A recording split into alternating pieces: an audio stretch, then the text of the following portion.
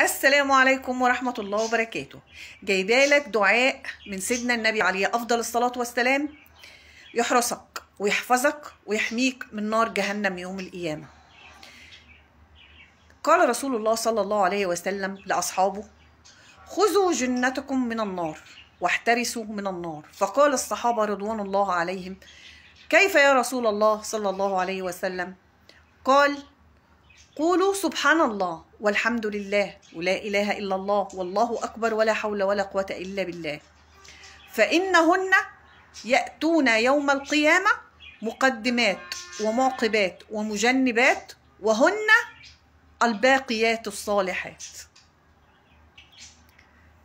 سبحان الله والحمد لله ولا إله إلا الله والله أكبر ولا حول ولا قوة إلا بالله، دول حفظ من نار جهنم وبيأتوا شفعاء لك يوم القيامة.